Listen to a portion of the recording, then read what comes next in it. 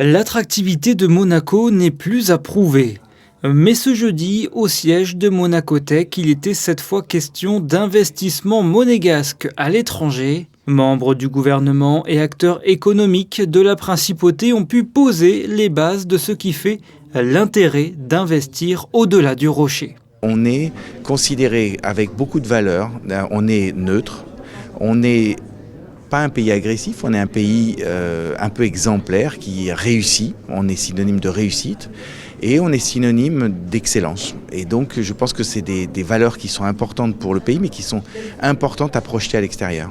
Exemple de réussite, Monaco Télécom est leader du réseau téléphonique à Malte et second à Chypre. Une expertise à l'étranger qui permet un enrichissement de compétences au sein de l'entreprise. S'étendre, ça veut dire quoi? Ça veut dire développer des activités, ça veut dire être capable du coup d'avoir des entreprises de taille plus importante et qui donc sont capables de ramener à l'intérieur de la valeur et puis aussi de l'expertise, des services qui sont plus performants pour les gens à l'intérieur. Donc c'est ce cercle vertueux qui, je pense, est vraiment intéressant pour le pays.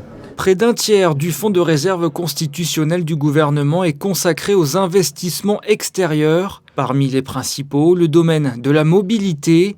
Monaco investit en France et en Italie notamment pour améliorer les lignes ferroviaires, la circulation maritime mais aussi l'accueil des visiteurs via l'aéroport de Nice.